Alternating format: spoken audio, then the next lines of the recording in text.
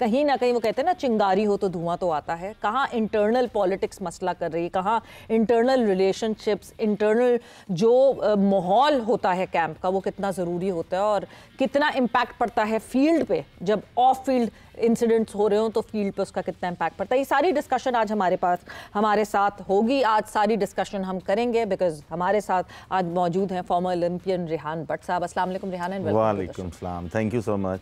सो सबसे पहले तो रेहान, पाकिस्तान टीम का हाल देख के आपने कहा मैं बुजुर्गी में चला नहीं, मैंने कहा जरा लुक चेंज होती है। हाँ। ठीक है, जो है वो देखना भी चाहिए, लेकिन नेक्स्ट टाइम जब आऊंगा तो मैं कर लूंगा। बस सही है। इसीलिए मैंने कहा आप जो है ना तो बिल्कुल होता है दुख, लेकिन सवेरा जो हमने बात की थी पहले कि हम पाकिस्तान टीम जब जा भी रही थी प्रो लीग में, तो यही बात थी कि यार इनको एक्सपीरियंस गेन करना चाहिए, और आने वाला जो वक्त है उसमें जब क्वालिफिकेशन वर्ल्ड कप की आएगी, ओलंपिक्स की आएगी, इन मैचेस का इम्पैक्ट उन पे आएगा और इनको वहाँ पे क्वालिफाई अब करना चाहिए। बिल्कुल बिल्कुल, आपकी बात ठीक है कि पाकिस्तान टीम को हम एक्सेप्ट नहीं कर रहे थे कि ये जीतेगी, लेकिन ये भी नहीं कर रहे थे कि आप 7 गोल खाएंगे, आप 5 गोल खाएंगे।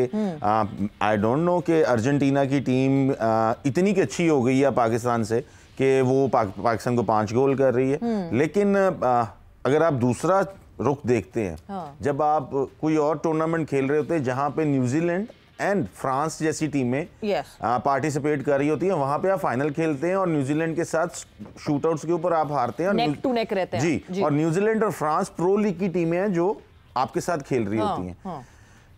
पाकिस्तान टीम इतनी बुरी नहीं है।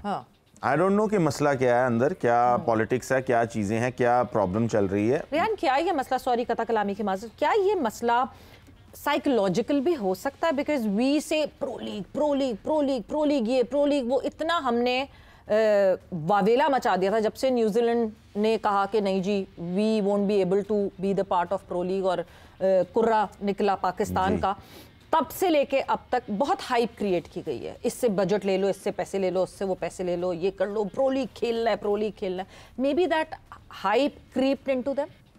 नहीं, मैं इस चीज को नहीं मानता। अगर पाकिस्तान टीम के प्लेयर्स अब इतने मैचेस खेलने के बाद भी ये सोचें, और उनके ऊपर प्रेशर भी नहीं है, क्योंकि सब, मैं नहीं अकेला, जितने भी पुराने प्लेयर्स हैं जो भी इंटरव्यू देते हैं, उन्होंने यही कहा था इन बच्चों से हमें जीतने की उम्मीद नहीं है, लेकिन ये एक्सपीरियंस गेन करेंगे और सीखेंगे आने वाले वक्त के लिए। अगर इसके बाद भी ये प्रेशर लेते हैं तो फिर आई डोंट थिंक सो कि फिर इन्होंने कोई इंप्रूवमेंट करनी है।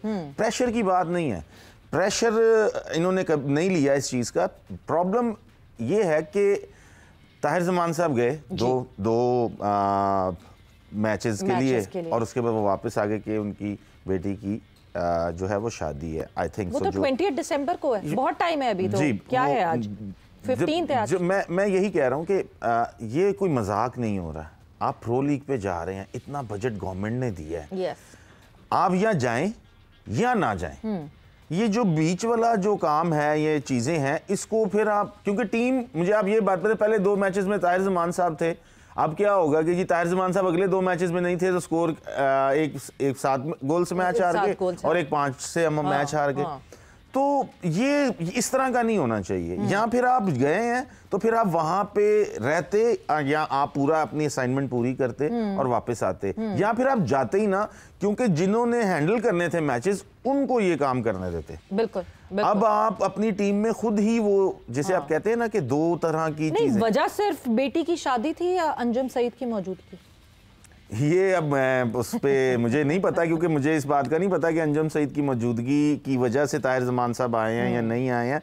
बट मेरे ख्याल से कि हम यहाँ पे बैठ के बात करते हैं कि जी पाकिस्तान हॉकी बजट मांग रही है, पाकिस्तान हॉकी के पास बजट नहीं है और गवर्नमेंट उनको 25 करोड़ रुपया देती है, और वहाँ पे आपको अपनी स्ट्रेंथ, जो चीज़ें नहीं होनी चाहिए उनको आपको कट ऑफ करना था। आपने एक बंदा ऐड कर लिया। बिल्कुल। और बंदा भी कौन सा ऐड किया जिसने सिर्फ जाके खाना खाना है, चाय पीनी है और साइड पे बैठना है और कुछ नहीं करना। और टेक्निकली तो फिर टेक्निकली साथ कुछ करना जो था भी, गालिबन एक नाम कोई शायद टीएमएस में डलवाना था जो वो डलवाना भूल गए। ये अब जो ये बड़े पुराने, ये क्योंकि बात पता है क्या है कि जब आप किसी प्रोफेशनल आदमी को लेके जाएंगे या प्रोफेशनल बंदे को लेके जाएंगे फिर ये गलतियां नहीं होंगी। और अगर आप ऐसे बंदे को ले जाएंगे जिनको पता है कि प्रो लीग है, पहले अर्जेंटीना जाना है, फिर ऑस्ट्रेलिया जाना है, फिर इंग्लैंड जाना है और टूर लगेगा, तो फिर तो टीएमएस में नाम भी मिस होंगे और रिजल्ट्स भी ऐसे ही आएंगे, चीजें भी ऐसी ही होंगी। हाँ, मतलब अर्जेंटीना के खिलाफ आपको याद ही नहीं था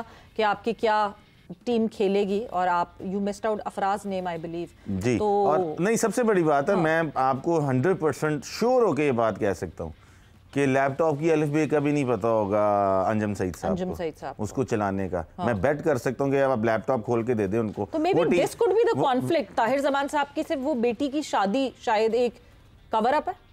देखिए, मुझे अगर मुझे इस चीज़ का नॉलेज होता तो मैं बहुत खुल के बात करता इस टॉपिक पे, लेकिन मुझे नॉलेज नहीं है। मेरे पता कानों तक जो बात पड़ी है वो यही है कि जो है शादी है जिसकी वजह से वो वापस आ गए हैं, जो भी चीज़ें हैं। बट ये जो एड ऑन है ये प्योरली ऑब्लाइज किया गया, और मैं नहीं ये समझता कि पाकिस्तान की हॉकी जिस मोड़ के ऊपर चल रही है कि आप प्लेयर्स को डेली अलाउंस नहीं दे सके अभी तक, और आपने एक बंदा ऐड ऑन एक्स्ट्रा बंदा लेकर आप जा रहे हैं, और एक्स्ट्रा बंदा वो जिसके बदले एक इंपॉर्टेंट एक्स्ट्रा बंदा जो आप मिस आउट कर रहे हैं वो नहीं लेकर जा रहे। अब जरा ये ऑफ द फील्ड से हटके, because of the field controversies impact करती हैं on the field, but on the field क्या चीजें गलत हो रही थी। जिस तरह हम बार बार कह रहे हैं कि 7 गोल, तो ऑब्वियसली उसके लिए एक अच्छा गोलकीपर होना जरूरी। बिल्कुल, our goalkeeper was not up to the mark. That was the biggest weak link of Pakistan hockey team, and sadly we don't have a goalkeeping coach.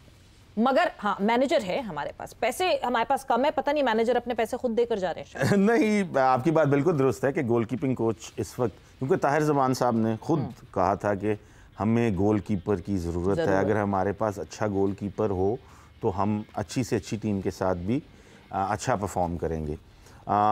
ठीक है, अगर अच्छा गोलकीपर नहीं है तो वो क्यों है टीम के साथ? बिल्कुल, आपने अगर कोई गोलकीपर, आपको नजर आ गया कि इसमें रूम नहीं है बेहतर होने का जी, कितनी देर से वो पाकिस्तान टीम के साथ है, नहीं है रूम बेहतर होने का, थैंक यू वेरी मच। नया गोलकीपर लेके जाए, वो भी साथ ही खा लेगा, लेकिन वो सीखने की उस प्रोसेस में होगा, वो यंग होगा, वो जल्दी जो है एक्सपीरियंस लेके आपको अच्छा बन के दिखा सकता है। ये नहीं बन सकते क्योंकि ये वहीं के वहीं स्टक हो चुके हुए हैं। इनकी जो टेक्निक, जो चीजें हैं, इन्होंने वैसे ही चलना है। आप गोरा कोच लाके इनको गोलकीपिंग कोच बिठा दें, जो मर्जी कर लें, जो एक आपकी खेलने में हैबिट डेवलप हो जाती है, स्पेशली गोलकीपर, वो आप उसी के साथ ही चलते। नहीं तो ये बात आपको बाहर बैठे समझ आ रही है, ये बात जो अंदर हैं डिसीजन मेकर्स उनको नहीं समझ आ रही। आई डोंट नो, मैं तो पहले भी ये बात कर चुका हूँ कि आपने, और जब मैं टीम के साथ अटैच था थोड़ा पीछे, तो एक बहुत अच्छा गोलकीपर था अली रजा। आई डोंट नो वो अब कहाँ है, क्या कर रहा है, या क्या उसको चांस नहीं दिया जा रहा, या उसको टीम कैंप में नहीं बुलाया जाता। मैं उसको फॉलो नहीं कर रहा हूँ, बट बड़ा अच्छा गोलकीपर था। लेकिन अब जो नज़र आती हैं चीज़ें, वो तो यही नज़र आती हैं कि आपने एक चीज़ फिक्स कर ली हुई है कि यही 2 गोलकीपर होंगे और यही 2 गोलकीपर जाएंगे और कोई नहीं जा सकता। क्योंकि आप ये देखें ना कि ऑपोजिशन की it is a very big job. Goalkeeping जो है, आपको बाकी और सारी जॉब्स में, आपको डिफेंडर्स में आप you get a team to do that, but goalkeeper at the end of the day team game के बाद that is just one focused job, जो कि ऑपोजिशन के 10 खिलाड़ी आपके ऊपर हावी।